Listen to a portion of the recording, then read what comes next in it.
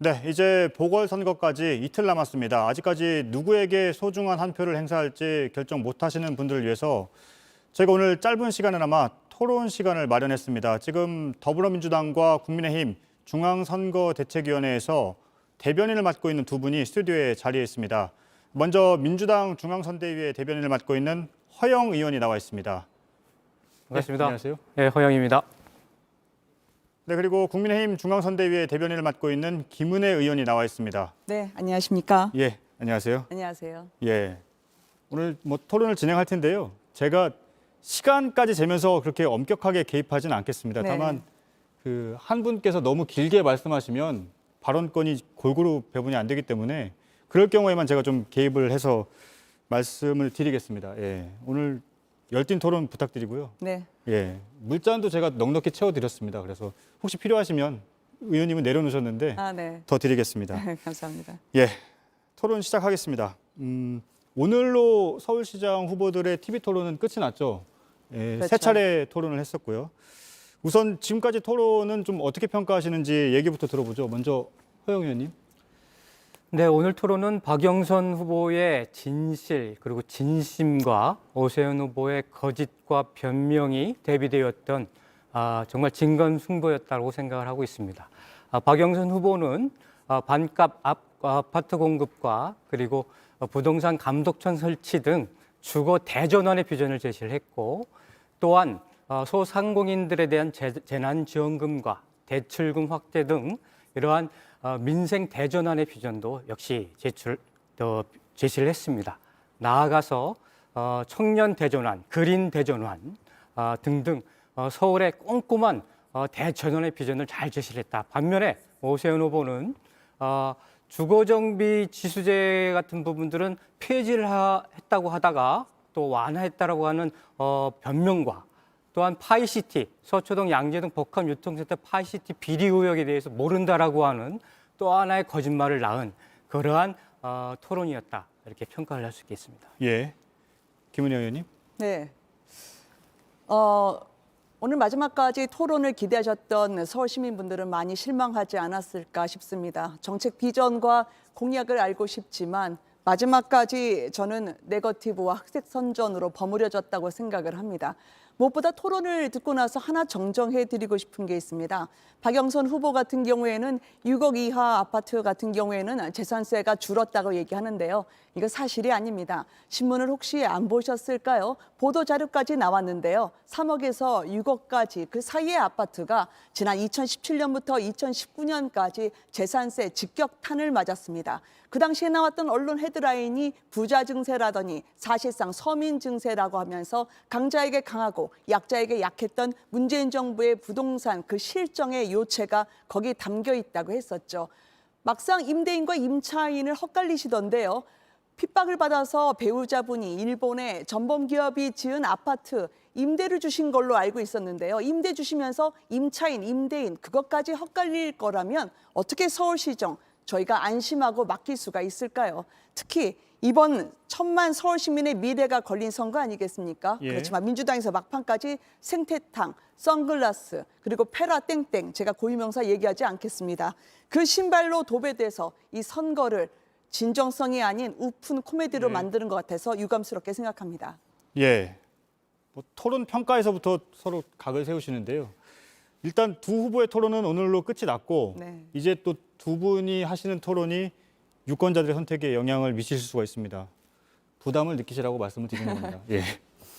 사전 투표율을 좀 보겠습니다. 그러니까 20.54% 역대 재보선과 비교했을 때 가장 높게 나왔는데요. 지금 보니까 양 당이 서로 우리가 유리한 사전 투표율이다 이렇게 말씀을 하시던데 30초씩만 좀 들어보겠습니다. 먼저 김은혜 의원님.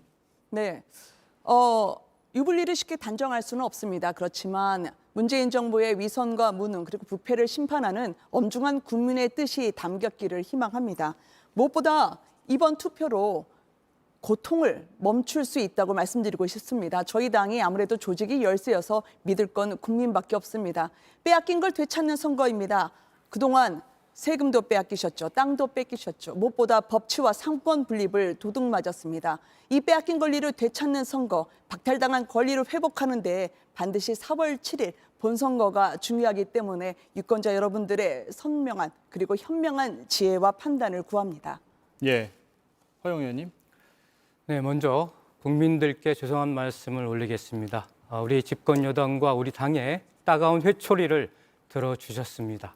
그 회초리 진심으로 가슴에 안고 그 아픔이 결국에는 대한민국과 국민들에게 보약이 될 수 있게끔 노력해 나가도록 하겠습니다.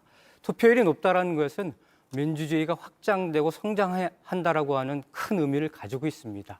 물론 유불리가 있겠지요. 하지만 사전투표는 전통적으로 사전투표제가 도입된 이후에 우리 집권 여당 더불어민주당의 유리한 투표 결과가 보여졌습니다. 지금 오세훈 후보나 박형준 후보에 대한 거짓말과 각종 특혜 의혹 때문에 국민들의 분노가 다시금 민심의 대전환이 일어나고 있다. 이렇게 좀 판단을 내리고 있습니다. 아무쪼록 국민들의 회초리와 그리고 우리의 진심과 또 국민들이 어느 후보가 경쟁력이 있는가에 대한 판단을 가지고 국민들에게 희망을 드리는 그러한 선거를 끝까지 이루어 나가도록 하겠습니다. 예. 사전 투표율에 대한 좀 평가를 부탁드렸는데 이렇게 벌써 마무리 발언처럼 이렇게 하시면은 아직 갈 길이 멉니다. 네. 예. 쟁점으로 좀 들어가 보겠습니다. 지금 주말 사이에 계속 이슈가 됐던 게 오세훈 후보의 내곡동 땅 의혹과 관련해서 민주당이 꺼낸 중대 결심이 계속 이슈가 됐었는데요. 허영 의원님, 일단은 오 후보가 사퇴하지 않는 걸 전제로 해서 추가 폭로가 예고돼 있다 이런 해석도 나오긴 하던데 중대 결심은 어떻게 받아들여야 될까요? 일단 이 내곡동 사건의 핵심은 가치가 없던 땅을 오세훈 후보 시장 시절에 그린벨트를 해지를 하고 이명박 정부 시절에 보금자리 주택 지역으로 지정되어서 36억 5천만 원이라고 하는 특혜 보상, 셀프 보상을 받았다는 게 핵심입니다. 여기에 대해서 후보 사퇴를 저희가 요구한 게 아니라 본인이 그것이 거짓말이 아니라고 한다면, 그것이 사실이 아니라고 한다면 스스로 사퇴를 하겠다라고 오 후보 자신이 말을 했었던 것이죠. 우리가 중대 결심을 이야기 드린 것은 그것은 박영순 후보가 사퇴하겠다라고 하는 저쪽 당의 주장 참 적반하장격인데요. 그것이 아니라 오세훈 후보의 이 의혹과 거짓말에 대해서 명확한 책임을 묻겠다라고 하는 의지의 표현이다. 그리고 국민들에게 대해서 그런 부분에 대해서 견결하게 거짓 후보에 대한 정확한 사실을 알리겠다라고 하는 의지의 표명이라는 것을 말씀드리겠습니다. 예, 김은혜 의원님. 의지의 표현으로 중대 결심이라는 걸 선거판 막판에 던지는 정당은 없습니다. 국민들에게 잘못한 국정에 대해서는 심판을 받고 책임을 지는 것이 민주정당의 도의이자 원리이죠. 이번 선거가 어떤 선거입니다. 전직 시장 두 사람의 성범죄, 권력형 성범죄로 치러지는 선거입니다. 박영선 후보 존재 자체가 거짓말이란 말은 거기서 나옵니다. 왜냐하면 당원 당규를 어겼죠. 규칙 사유가 있는 선거에 후보를 내지 않겠다는 그 약속을 깨버리고 어거지로 후보를 냈습니다. 그런 진지한 선거에서 막판에 중대 결심이란 말이 나왔습니다. 오늘은 또 중대 결심을 말씀하신 진 본부장께서 마치 특위를 만들어서 행정감사를 할 것처럼 말씀하시던데요. 그 행정감사가 중대 결심이었다면 지난 10년간 뭐 하셨습니까? 세빛둥둥섬, 검찰로 갔지만 아무것도 안 나왔습니다. 다른 법안까지 다 탈탈 털으려고 검찰 고발 특위 만드셨지만 나온 게 없었습니다. 그러면 그때 내곡동 안 터시고 뭐 하셨나요? 저는 이제 와서 중대 결심이란 말씀하시는 건 판이 불리해지니까 이거를 판을 엎어버리겠다는 오기로 보입니다. 특히 국민들이 볼 때는 선거 내내 네거티브 흑색 선전으로 국민 눈을 가렸다가 막판에 회심의 카드로 꺼내둔 게 노이즈 마케팅밖에 안 됐나? 어려울수록 민주당에게는 정도를 걸으라고 말씀을 드리고 싶습니다. 예, 반론 기회 한번 드릴까요? 예. 노이즈 네거티브가 아니죠. 국민들에게 사실과 진실을 알리는 검증의 과정입니다. 그리고 사실상은 내곡동 땅에서 보았다라고 하는 증인이 6명씩이나 나오고 있고요. 그 증인들이 원래 오늘 기자회견을 하려고 했다가 국민의힘 측과 그리고 주호영 원내대표가 박영선 후보를 돕다가 검찰 조사, 수사받을 일에 대해서 유의해라. 이런 겁박과 협박을 증인들에게 하고 있고 또 오세훈 후보도 그런 협박을 가지고 있고 거짓말이다. 또 그 사람들을 경작인들을 불법 경작인이라고 이렇게 협박을 하면서까지 그 사람들에 대해서 증인들을 참으로 안타깝게 하고 있는 그런 상황입니다. 이러한 현실에 대해서 거짓말은 뒤로 하고 국민을 협박하고 국민을 오히려 위협하는 그런 거에 대해서 명확하게 중대 결심을 해야 될 후보는 오세훈 후보다. 이렇게 말씀드릴 수 있겠습니다. 예, 지금 제가 한마디만 해도 될까요? 예, 내곡동 땅 의혹과 관련해서 증언이 나왔던 부분을 말씀을 하고 계시는데요. 그 부분에 대해서 좀 반론을 해주시죠. 말꼬리 잡기로 이번 선거를 그렇게 어거지로 끌고 가시면 안 된다고 생각을 합니다. 이번 선거 아직도 민주당은 왜 청년분들이 그렇게 분노하시는지 이유를 이해하지 못하시고 있는 것 같습니다. 이번 선거는 기회가 있는 것처럼 얘기했지만 결국 기득권의 기회로 가져갔고 청년들 영끌해서 집 하나 갖고 싶어 했지만 투기꾼 취급을 받았으며 집 가지고자 했던 분들은 절망하고 집 하나 가지고 있다는 죄 아닌 죄 때문에 결국 이 정부로 죄인 취급 또 세금 폭탄 받았던 분들의 분노가 표출되는 선거입니다. 그럼 이번 선거를 꼭 그렇게 끌고 가셔야 했을까요? 국민분들이 그렇게 생태 땅 궁금해하실까요? 저는 이번 선거 특히 오늘 토론에서도 공약 하나, 비전 하나 그리고 국민들에게 정책에 대한 설명 제대로 못하는 여당 후보를 보면서 과연 책임 있는 집권 여당의 후보라고 생각했을지 많은 국민들이 통탄하셨을 거라 생각합니다. 그래서 이번 선거가 더더욱 정의의 편에 여러분들이 서주시길 바라는 이유이기도 합니다. 예, 저희가 토론 시간이 좀 한정돼 있기 때문에요. 이 내곡동 땅만 가지고 계속 토론할 수는 없어서 다음 쟁점으로 좀 넘어가 보겠습니다.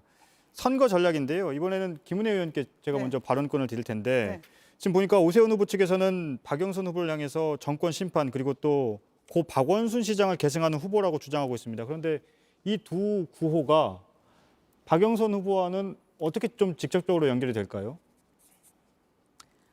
직접적으로 연결이 되죠. 그리고 저희가 박영선 캠프라고 쓰지만 결국 박원순 캠프라고 읽는 이유가 있습니다. 당초에 피해 여성이 그렇게 눈물로 호소했지만 피해 호소인이라 불렸던 3인방 의원들을 그 캠프에 요직에 앉히셨죠. 한 분은 대변인이기도 하고요. 결국 여론의 시선이 따갑기 때문에 등 떠밀리듯이 대변인직 그리고 주요 요직 사퇴를 했습니다. 근데 그분들이 사퇴하자마자 보란 듯이 다시 연단에 올라가서 박원순 전 시장의 뒤를 잇는 그 계승을 이야기를 하시더라고요. 그 취지가 그랬죠. 저는 이래서야 박영선 후보가 서울시장이 된다면 피해 여성이 그토록 원하던 일상으로 돌아갈 수 있을지 의문이 듭니다. 또 하나가 더 있는데요. 혁신의 롤 모델이라거나 아니면 가장 청렴한 공직자였다는 말을 들으면 피해 여성은 어떻게 생각을 하실까요? 저는 민주당의 선거 전략이 2차 가해가 아니었는지 저는 되묻고 싶습니다. 또 박영선 시장 후보를 보면은요. 여성 시장이라서 뽑아달라고 하지만 제가 여성의 성인지 감수성과 관련한 어떤 공약을 했는지 잘 모르겠습니다. 오히려 박원순 전 시장이 2018년에 위드유라고 하는 그런 공약을 내밀었는데요. 그 공약과 예. 거의 똑같은 성폭력 예방 정도의 대자비가 일어나는 공약을 하시더라고요. 이러면서도 인수인계가 아니라고 하시겠습니까? 저는 보시는 국민분들이 먼저 판단하고 계실 거라고 생각합니다. 예, 허영 의원님 반론권을 드리겠습니다. 지금 그 박원순 시장을 계승한 후보와 직접적으로 연결이 된다라는 말씀을 하셨기 때문에 그 부분에 대한 반론권을 드리고 가죠. 당연히 박원순 시장의 잘못에 의해서 만들어진 선거입니다. 그 따끔한 회초리 아프게 맞고 있습니다. 박영선 후보가 여성을 위한 서울시정을 펼치겠다라고 하는 공약을 모르신다고 하는데 그건 정말 모르시는 겁니다. 이미 공직자가 이러한 성폭력이나 성희롱에 연루되었을 땐 원 스트라이크 아웃제를 통해 가지고 따끔하게 다시는 그러한 일이 발생하지 않겠다라고 하는 단호한 의지를 표명을 하고 있고요. 여성 부시장을 임명을 해서 유리천장을 깨고 여성들에게 더 많은 일자리와 그리고 기회를 제공을 해서 성폭력을 넘어서서 성평등이 이루어지는 그런 서울시를 반드시 만들어 나가도록 하겠습니다. 예, 제가 토론을 계속 진행하고 있는데요. 두 분이 네. 눈을 좀 마주치면서 말씀을 하셔도 될 것 같은데요. 네. 예. 워낙 이미지가 좋으셔가지고요. 예. 제가 가급적 어쨌든, 외면하고 합니다. 예. 토론이긴 하지만 두 분 눈을 좀 마주치시면서 네, 말씀을 하시면 더 알겠습니다. 좋을 것 같습니다. 반면 지금 민주당에서는 오세훈 후보가 시장이 되면 10년 전 이명박 정부 시절로 돌아가는 것이다. 이렇게 주장을 하고 계시는데요. 역시 허영 의원님께도 같은 질문을 드리겠습니다. 이명박 정부와 오세훈 후보 어떤 점에서 좀 연결이 될까요? 일단 개발주의 시대의 철학과 가치를 가지고 있다는 점에서 오세훈, 박형준과 이명박 대통령, 지금 수감되어 있는 이명박 대통령은 정확하게 일치를 하고 있습니다. 그리고 내곡동 땅도 이명박 시장 시절에 측량을 했고 또 이명박 시장이 거기에 대해서 용역을 진행을 했고 이명박 정부 때 보금자리 주택 지정으로 완결을 해가지고 특혜 보상을 받습니다. 이것 또한 이명박 특혜라고 봐야 되겠죠. 내곡동 땅 바로 옆에 이명박 대통령의 형인 이상득 형의 땅이 또 있습니다. 또 그 위에는 이명박 대통령의 퇴임 후 사절을 지으려고 했었죠. 이런 측면이 있어서 또한 이명박과는 뗄 수가 없습니다. 박형준 후보도 마찬가지로 이명박 정부 시절에 홍보기획관도 하고 정무수석도 하면서 국정원 사찰에 대한 지시와 보고를 받았다라고 하는 그런 국정원 사찰 문건이 제시가 되어 있습니다. 이런 것들도 이명박과는 뗄 수가 없는 그런 상황이죠. 그렇기 때문에 MB 아바타이다. 이명박 정부과 책임을 같이 물어야 된다. 이렇게 얘기를 하고 있는 것입니다. 예, 반론권 드리겠습니다. 어디 무서워서 집 사겠습니까? 이렇게 되면 박영선 후보 같은 경우에는 그 구로의 지역구를 가지고 계시다고 하는데 사시는 곳은 연희동으로 알려져 있던데요. 그러면 그 연희동에 전두환 전 대통령 그리고 노태우 전 대통령 집이 가까이 있습니다. 그럼 제가 박영선 후보에 대고 군사정권 라인이라고 하겠습니까? 그렇게 안 합니다. 그렇게 서울 시민의 수준을 얕잡아 보지 마시기 바랍니다. 박영선 후보 같은 경우에는 도쿄에 있는 그 아파트, 말씀드린 전범기업 아파트 경우에는 야스쿠니 신사가 앞에 있고요. 또 메이지 유신의 그 신궁도 있습니다. 그러면 그걸 바라보고 있다고 해서 저희가 재산 자체를 문제 삼고 있지 않습니다. 지금 핍박받아서 실거주로 샀다고 하시지만 사실상 4년여만 살았을 뿐 나머지 기간을 다 임대로 줬기 때문에 그 재산 형성 과정에 있어서의 도덕성이라든지 아니면 자신의 답변의 일관성을 묻는 것이 저희가 후보에 대한 검증으로 필요한 부분이기 때문에 꼭 아직까지 석연치 않게 답변을 미루고 계신 부분에 대해서 저희가 일관되게 요청을 하는 겁니다. 국민분들에게는 있는 그대로 그냥 설명을 하시는 게 차라리 담백하게 느껴지지 않을까 싶습니다. 예. 잔금이 지급되지 않아가지고 처분을 못 하고 있는 거죠. 그것을 야스쿠니 신사를 거기에 빗대가지고 비판을 하는 게 저는 박영선 얘기 후보의 안 남편이 했는데요. 왜 일본으로 갔습니까? 하나만 여쭙고 싶습니다. 잔금 지급과 관련해서도요. 처음에는 처분을 했다라고 말씀하셨거든요. 근데 매매 계약서도 토론장에서 보여주셨는데 거기에 2월에 잔금이 완납된 그게 것도 아니라 있습니다. 근데 그 전에는 이명박 정권 시절에 3월 완납이라 BBK에 말씀하셨습니다. 대해서 왜 여쭤볼 박영선 때마다 후보가 답변이 다를까요? 국민들이 들을 때는 절실하게 반드시 이것은 파헤치니까 거짓 여기에 대해서 의혹이 가족 있다라고 탄압 생각을 때문에 할 겁니다. 남편이 일본에 이것에 가가지고 했던 거 대해서 아니겠습니까? 과거로 돌아가지 마시고 미래를 한 번만 얘기해 주셨으면 좋겠습니다. 왜 서울 시민의 미래는 궁금하지 않으신가요? 책임을 안 지실 겁니까? 이미 토론회 때 꼼꼼하게 서울의 대전환에 대해서 말씀을 드렸습니다. 오늘 프레젠테이션 3분 얘기한 거 외에는 저는 대전환에 대해서 들어본 적이 없습니다. 계속 생태탕 비슷한 이야기를 하시는 것 같아서 오히려 그게 국민들을 언짢게 했을 겁니다. 예. 짧게 시간을 더 드릴까요? 지금 보니까 김은혜 의원님이 계속 말씀을 하셨기 때문에 네. 제가 한 네. 15초 정도만 더 드리겠습니다. 네, 박영선 후보의 남편이 일본으로 가게 된 것은 박영선 후보가 BBK 사건의 실체를 밝혀내지 않았습니까? 그 과정에서 이명박 정권의 탄압과 사찰을 받아서 일본으로 건너가게 된 겁니다. 거기에 일본에 거주할 때 아파트를 구입을 했었던 것이고요. 그 과정이 지금은 처분 계획을 해가지고 처분 계획서를 맺었습니다. 하지만 잔금 지급이 안 돼가지고 최종적으로 등기 이전이 안 돼 있는 그런 상황이지요. 예. 이것을 마치 그 부분들에 대해서 아직까지 진행 과정인 그런 사안들에 대해서 저런 어떤 예. 거짓말 의혹을 얘기하는 것은 또 다른 거짓말이라고 저는 생각을 하고 있습니다. 예. 잠깐만 15초만 해도 될까요? 잔금 완납을 당초에는 6월로 이야기를 하신 게 아니라 3월로 이야기를 하셨죠. 그리고 나서 나중에 6월이라고 번복하시는 과정에 있었습니다. 자칫 이 매매 계약서는 2월 중에 처리한 걸로 돼 있는데요. 왜 그 이후에도 말이 달라지실까요? 또 지금 뭐 사찰 이야기를 하시는데 홍준표 전 대표가 이야기한 부분에 대한 말씀하시는 것 같은데요. 그때는 BBK 김경준 씨를 입국시키는 과정에서 박영선 후보 배우자가 신모 씨라는 예. 부분과 15초가 함께 아닌 것 같습니다. 일한 게 아니냐, 도모한 게 아니냐는 그거를 검찰에 고발했다는 거지 사찰을 이야기한 게 아니었습니다. 15초를 더 쓰셨습니다. 아, 예. 그래서 이렇게 되면 제가 한 번 더 드릴 수밖에 없는데요. 일단 한 번 더 드릴 텐데 한 15초 정도를 드리겠습니다. 드릴 텐데 그 다음엔 다음 주제로 넘어가겠습니다. 허영 의원님 말씀해 주시죠. 네, 이 사건의 본질은 사실상은 거짓말에 대한 국민 앞에 겸손해야 된다.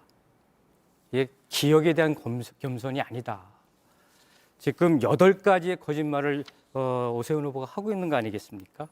내곡지구가 임대주택 건설 지구로 결정된 게 노무현 정부 시절이다부터 시작을 해가지고 아예 몰랐다.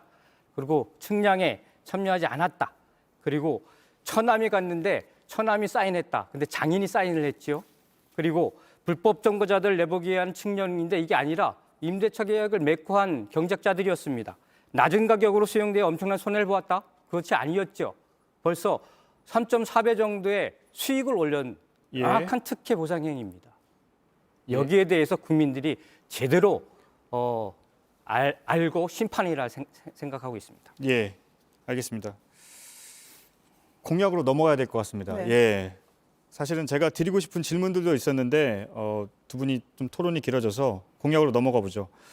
지금 시민들이 바라는 건 일단 서울 시민들이 바라는 것, 또 부산 시민들이 바라는 것도 마찬가지겠죠. 집값 안정인데 서울을 보면 박영선, 오세훈 후보의 공약을 정리를 해보면 모두 공급 중심이라는 공통점은 있는데 그리고 또 정도의 차이는 있지만 지금 규제 완화에 무게를 두고 있습니다. 이렇게 되면 박영선 후보 또는 오세훈 후보가 시장이 됐을 때 이 부동산 대책에 어떤 차이가 있고 또 효과가 생기는지 얘기를 좀 해보죠.